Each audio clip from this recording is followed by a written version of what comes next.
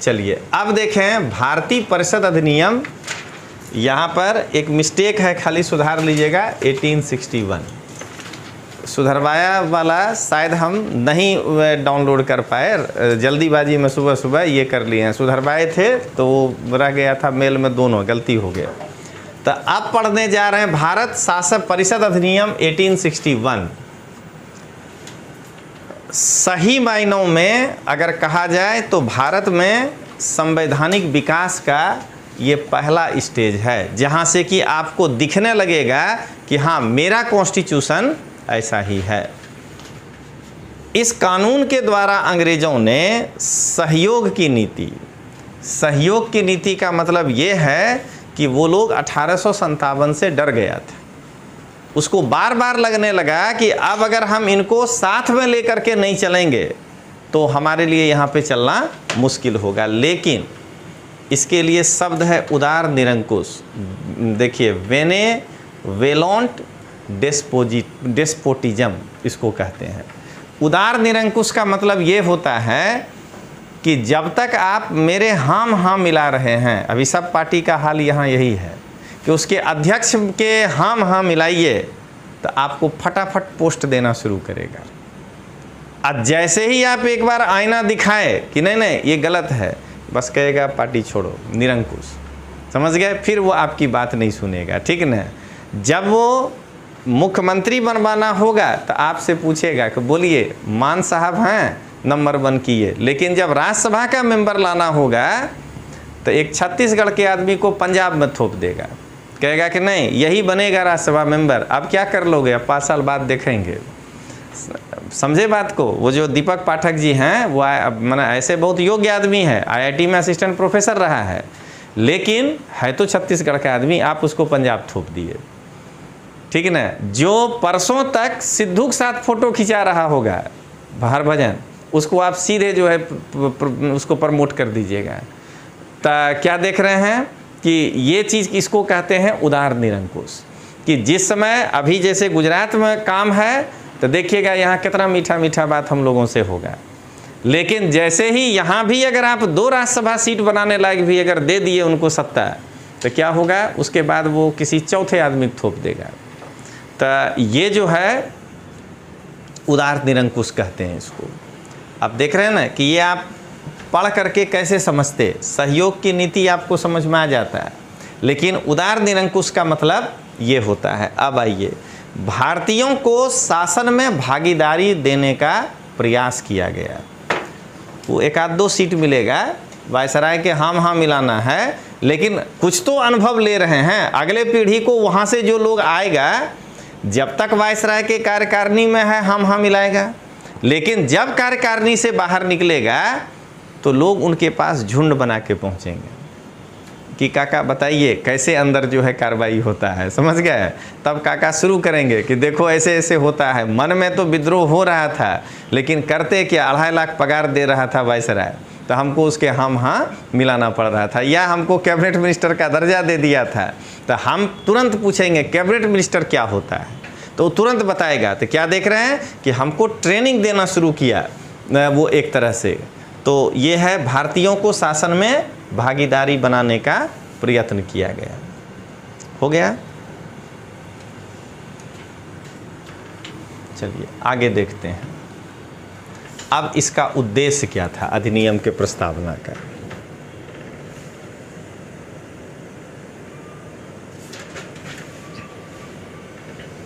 पहला लाइन लिख करके खुद ही आप हमको समझा दीजिए कि क्या कहना चाहता है, तो मान जाएंगे।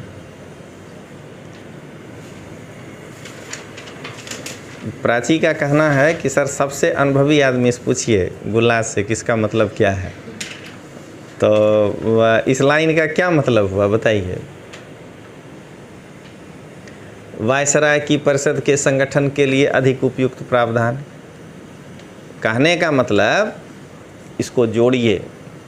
साइमन कमीशन जो आया था उसमें क्या कमी था पहले ये बताइए। जब वो अपना कोई रिपोर्ट ही नहीं दिया तो इसका मतलब क्या कमी था नहीं मालूम है। खाली एक बात को लेकर के हम विरोध कर दिए कि इसमें इंडियन को क्यों नहीं रखे। ठीक है, तो वायसराय के परिषद में जो अब भारतीय आएगा तो अब ये ऑर्गेनाइजेशन और उपयुक्त हो जाएगा। कम से कम भारतीयों को अब वायसराय जवाब दे पाएगा कि भाई ये जो कानून बना है, आपके ये वाले काका थे अंदर और वो हाथ उठाए थे, ठीक ना, भले वो हमारे आदमी थे। तो इसीलिए इस लाइन का मतलब ये हुआ, समझ गए, कि संगठन को उपयुक्त बनाने का प्रावधान।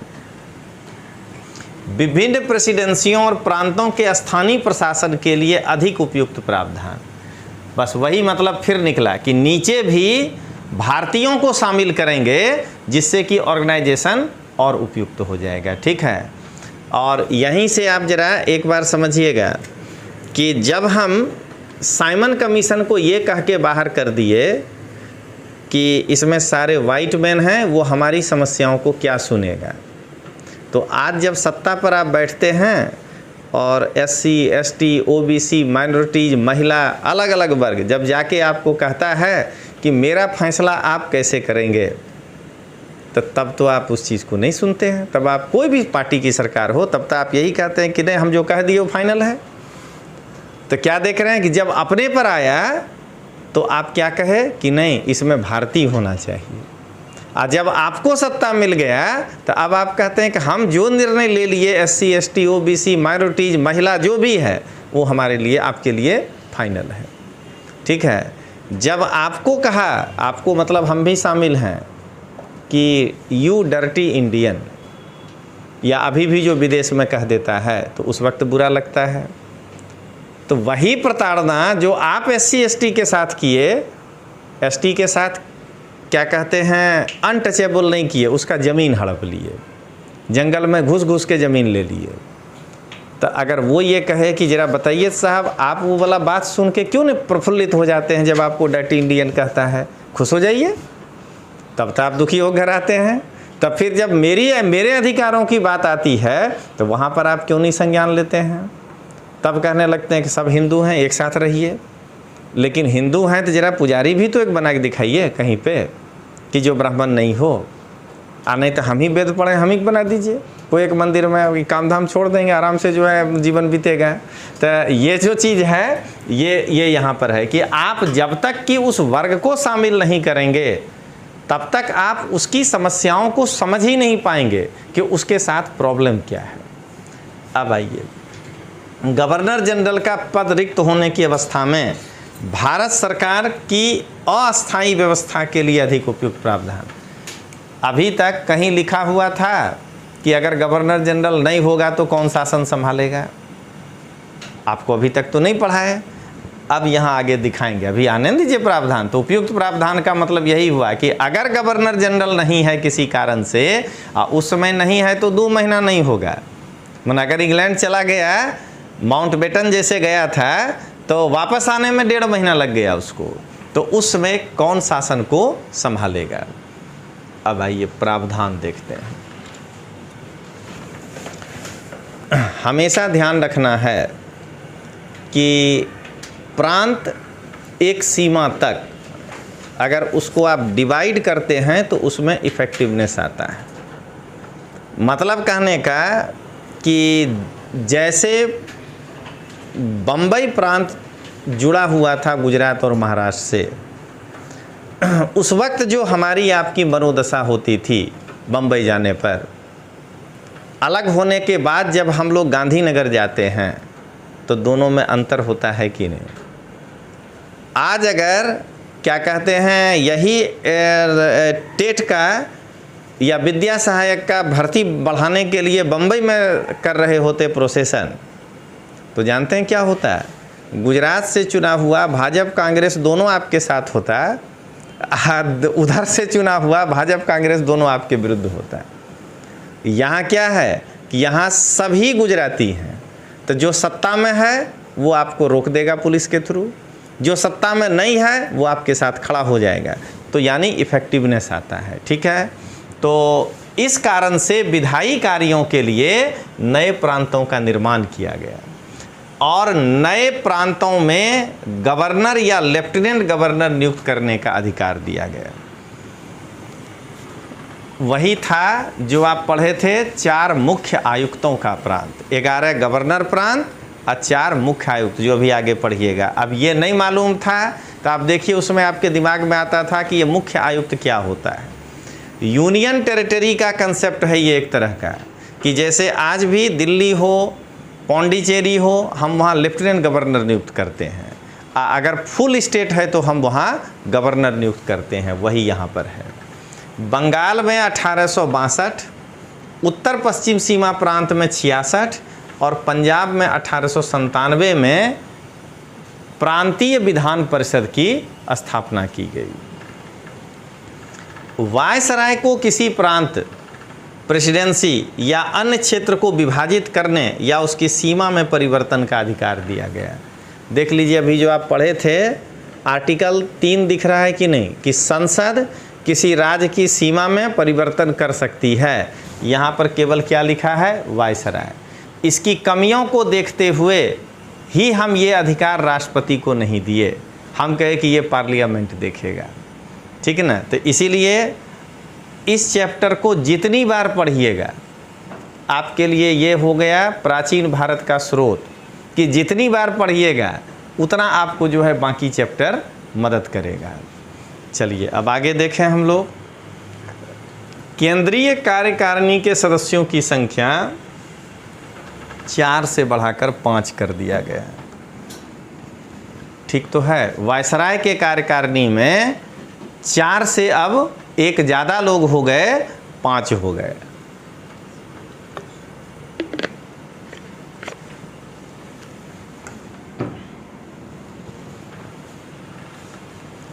अब 5वां सदस्य जो है वो गुजराती में धारा शास्त्री होना जरूरी हो गया। विधिवेत्ता का गुजराती धारा शास्त्री होता है। कभी भी हाईवे पे निकलिए या किसी कार में पीछे आगे लिखा हो धारा शास्त्री, तो समझिएगा वकील साहब जा रहे हैं। समझ गए ना, वकील लोग अपने कार के आगे लिखता है धारा शास्त्री। तो फिर देखिए, केंद्रीय सरकार को सार्वजनिक ऋण, वित्त, मुद्रा, डाकतार, धर्म और स्वत्वाधिकार के संबंध में प्रांतीय सरकार के तुलना में अधिक अधिकार दिया गया। आज भी देख लीजिए डाकतार वगैरह किसके पास है, केंद्र के पास है। यानी यहाँ पे एक लाइन खींचने का प्रयास किया जा रहा है, संघ सूची, राज्य सूची, सहवर्ती सूची। लेकिन अभी ये फर्स्ट है, इसीलिए क्या हुआ कि इनको अभी खाली कह दिया गया कि आपको अधिकार ज़्यादा है, इनको अधिकार कम है। अगला एक्ट आते आते ये 2 भागों में बट जाएगा कि ये संघ सूची होगा और ये जो है राज्य सूची होगा। भारत परिषद को भारत में रहने वाले सभी ब्रिटिश और भारतीय प्रजा, भारत सरकार के कर्मचारी, भारतीय रियासत, सभी स्थानों एवं वस्तुओं के संबंध में कानून बनाने का अधिकार दिया गया।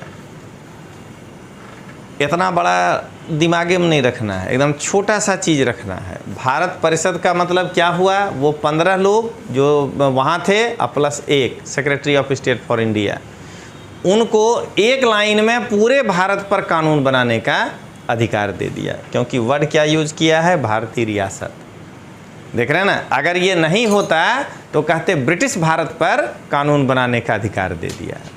सब के सब, चाहे आप जो है भारतीय रियासत जोधपुर, भारतीय रियासत भोपाल, भले आप स्वतंत्र हैं, लेकिन कानून वहाँ से चाहे तो वो बना के आपको दे सकता है। चलिए बस 1-2 लोग लिख लें, फिर आगे बढ़ते हैं।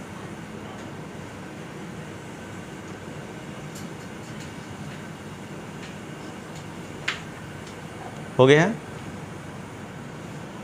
यही था। भारतीय परिषद के सदस्यों की संख्या 5 कर दी गई, ठीक ना। भारतीय परिषद सहित भारत सचिव के द्वारा चयनित सदस्य 3 होते थे। यहाँ पर थोड़ा सा मिस्टेक है, ये ध्यान रखिएगा। ये भारतीय परिषद नहीं है, वायसराय के परिषद की बात हो रही है, वायसराय की परिषद, ठीक ना। यहाँ चेंज हुआ है। तो वायसराय के परिषद के सदस्यों की संख्या 5 कर दी गई है। तो उनमें 3 आदमी को secretary of state for India चुनता था, ठीक ना। किसके सलाह पे? इंडियन काउंसिल के सलाह पे 16 लोग मिलके 3 को चुनते थे। इन 3 के पास भारत सरकार में कम से कम 10 साल तक सेवा देने का ताकत हो, और भारत सचिव कमांडर इन चीफ को असाधारण सदस्य के रूप में नियुक्त करता था। मतलब ध्यान रखिएगा, इस 3 के साथ एक्स्ट्रा ऑर्डिनरी मेंबर, जिसको हम लोग आगे चल के कहते हैं वाइल्ड कार्ड एंट्री, समझ गए, कि वो एक्स्ट्रा ऑर्डिनरी मेंबर के रूप में वहाँ जाएगा और इस वायसराय की मीटिंग में भाग लेगा। और ब्रिटिश क्राउन जो है वो 2 को नियुक्त करेंगे, जिसमें से 5वां सदस्य जो है वो विधिवेत्ता होगा, और उनको 5 साल तक भारत में वकालत करने का अनुभव होगा, जो विधिवेत्ता होगा, ठीक है ना। जो लीगल लोग होंगे वो भारत में 5 साल तक कम से कम वकालत किए होंगे। आगे चलकर जब इसमें समस्या होगी, क्योंकि ब्रिटिश यहाँ नहीं लिखा है कि भारतीय होने चाहिए, तो शुरू में तो ये लोग क्या किया, ब्रिटेन के ही आदमी को इधर भेजा, वकालत करवाया, उसके बाद उसको नियुक्त कर दिया। लेकिन बाद में जब ये भारी लगने लगा तो 1919 में कहा कि इसमें भारतीय सदस्य को जो है हम विधिवेत्ता के रूप में लेंगे। और सत्येंद्र प्रसन्न सिन्हा जी जो हुए वो पहला इस मेंबर के रूप में इंडियन थे, जो आगे हम लोग पढ़ेंगे। चलिए अब आगे देखें हम लोग। हो गया कि कोई दिक्कत इसमें?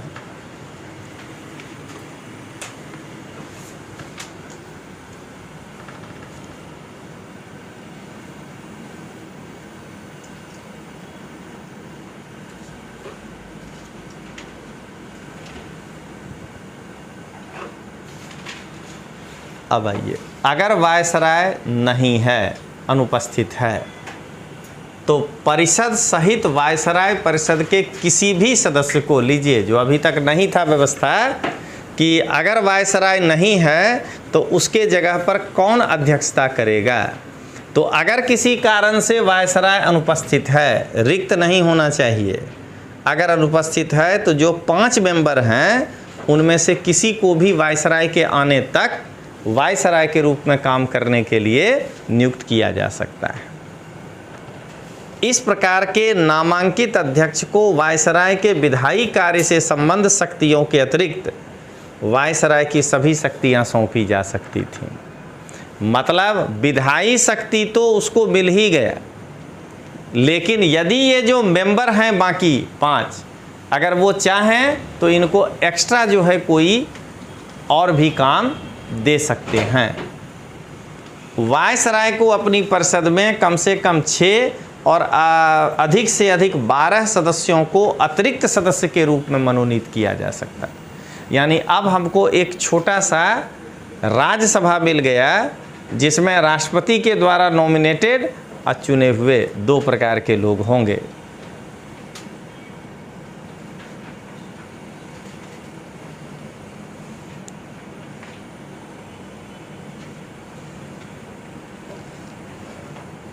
लास्ट टाइम साइन कर लीजिएगा, कोई बात नहीं है।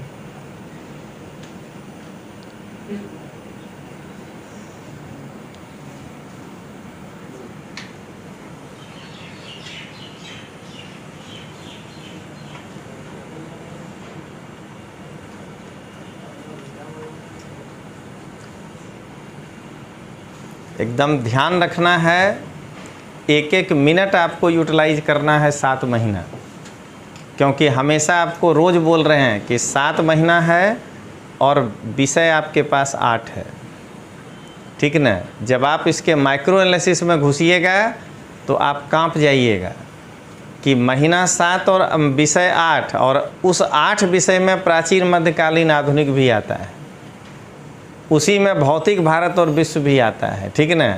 और उसी में फिजिक्स केमिस्ट्री बायोलॉजी और साइंस टेक भी आता है, पर्यावरण भी आता है। अंदर तो नहीं गए, खाली बाहर बाहर जोड़े तो एक विषय पर आपके पास 1 महीना नहीं है।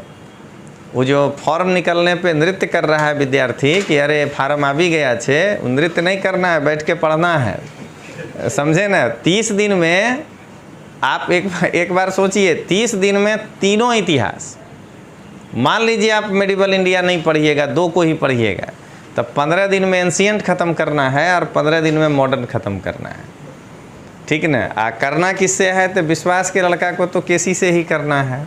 तो आप एक बार सोच के देखिएगा कि आपके पास कितना कम टाइम है। तो इसीलिए आपको बार बार कह रहे हैं कि एकदम सीरियस हो जाइए।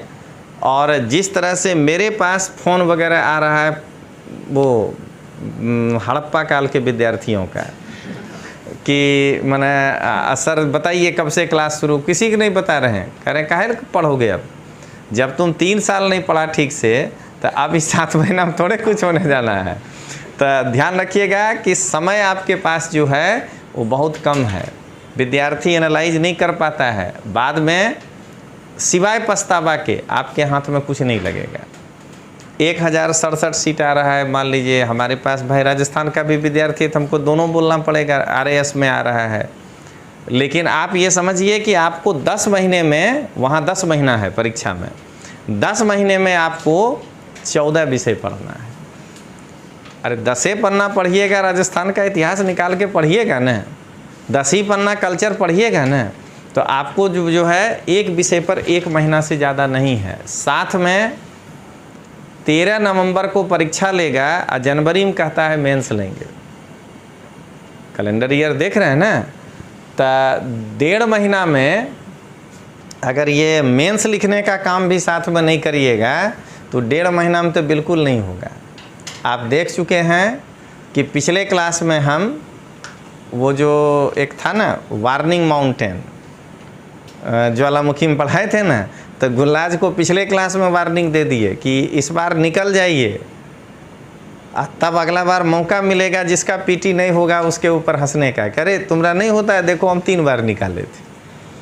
क्या कहते हैं, इस बार अगर नहीं फाइनली निकले तो वो बहुत ही खतरनाक परीक्षा है, क्योंकि 100 सीट बहुत ही बड़ा खतरनाक चीज़ होता है।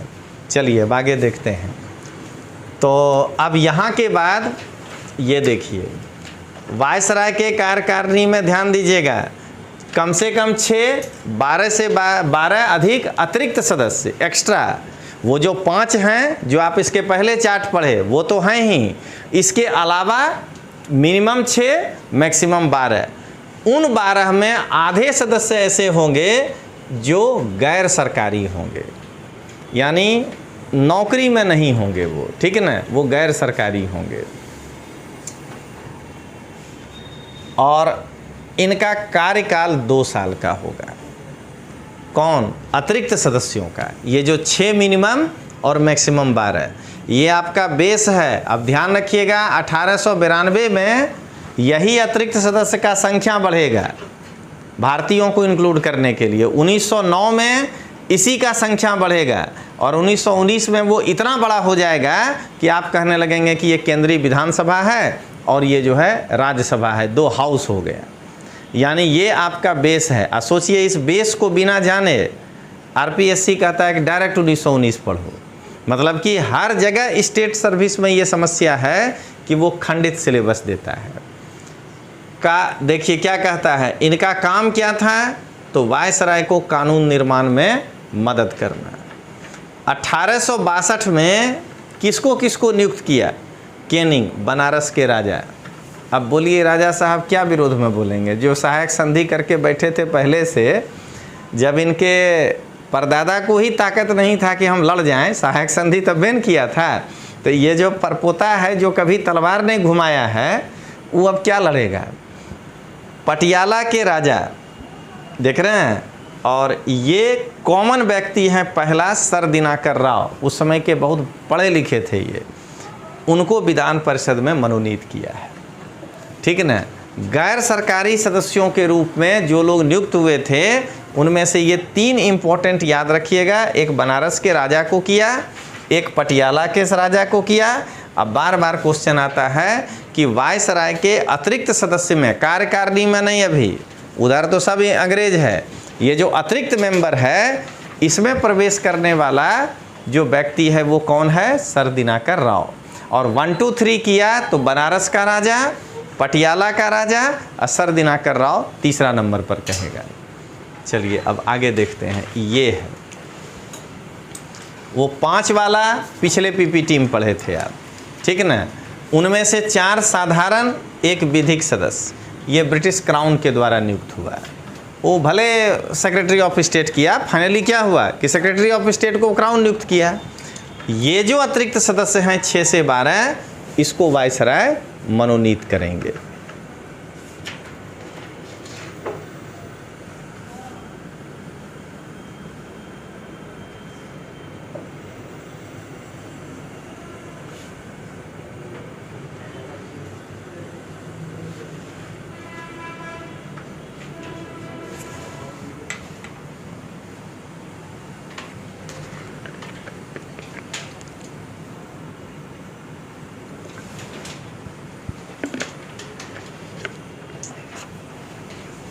देखिए, हमेशा आपको कहते हैं कंटेंट के पीछे पहले जाना है।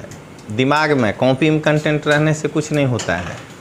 क्या कहते हैं, एक संस्कृत में श्लोक है, उसका हिंदी बता देते हैं कि दूसरे को दिया गया धन, अब पुस्तक में रखी हुई विद्या समय पे काम नहीं आता है। समझ गए? आपके दिमाग में है तो काम आएगा। आप मान लीजिए कि गुजराती का पेपर के पीछे पड़े हैं, पहले कुछ नहीं करना है, पहले खाली फॉर्मेट दिमाग में सेट कर लेना है।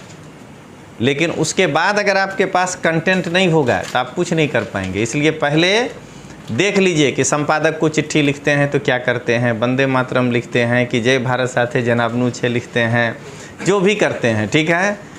अब आप देखिए कि आपको 2 सवाल अभी देते हैं गुजराती में। देखिए, हेडिंग 1 होगा, उससे 3 सवाल निकलेगा। देखिए जरा सा, लिखिए ना, गुजराती का ही सवाल देते हैं। कोई नहीं लिखिएगा तो गुल्लास तो लिखेगी ना, हमको मालूम है, क्योंकि उसको 150 नंबर फेस करना है। मतलब मेंस का क्वेश्चन दे रहे हैं आपको, और आप जो है इसको हिंदी में लिखिएगा। आपके यहाँ भी मेंस में जो RAS में हिंदी है 75 मार्क का, सेम ऐसे ही वहाँ भी आपको पत्र लिखना, संवाद लिखना, ये सब आएगा। तो लिखिए, तो रसिया और यूक्रेन के बीच चल रहे युद्ध पर, ये हो गया आपका मेन बात। देखिए इस पर क्या गो सवाल आपको बताते हैं। लिखिए ए, मतलब 12 टॉपिक पढ़ना है ना अपने को। देखिए उसमें से 3 टॉपिक हिट कराते हैं। लिखिए ए, 2 मित्रों के बीच संवाद लिखें। एक रसिया एक यूक्रेन के पक्ष में हो जाइए, संवाद करके दिखाइए। लिखिए बी, अपने अनुभवों को शेयर करने के लिए अपने मित्र को पत्र लिखें। अपने मित्र को पत्र लिखें। सी, एक पत्रकार के रूप में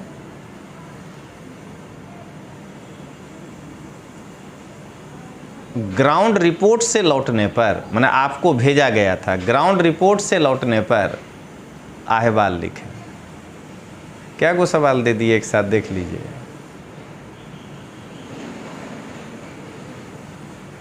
ठीक है, दूसरा लिखिए। मान लीजिए आप डर गए कि नहीं सर हम नहीं गए हैं वहाँ, बढ़िया वाला बताते हैं, ठीक ना। चलिए बढ़िया वाला देते हैं। लिखिए दूसरा, हाल ही में काशी विश्वनाथ कॉरिडोर के संदर्भ में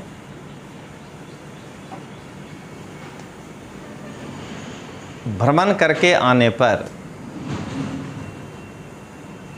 अब देख लीजिए आपको इसमें 2 सवाल, पक्ष विपक्ष कभी नहीं आएगा इसमें, क्योंकि काशी विश्वनाथ कॉरिडोर है। तो इसमें ए, अहवाल लेखन लिखें। अब आप भले नहीं गए हैं, लेकिन अगर आप अखबार मैगजीन से उस कॉरिडोर का सब कुछ नहीं जान रहे हैं तो आपको फॉर्मेट क्या काम आएगा। लिखिए बी, ये एक हुआ। बी, अपने संबंधी मित्र को, मतलब वो आपका रिलेटिव भी है और वो आपका फ्रेंड भी है, संबंधी मित्र को अपना अनुभव शेयर करते हुए पत्र लिखें।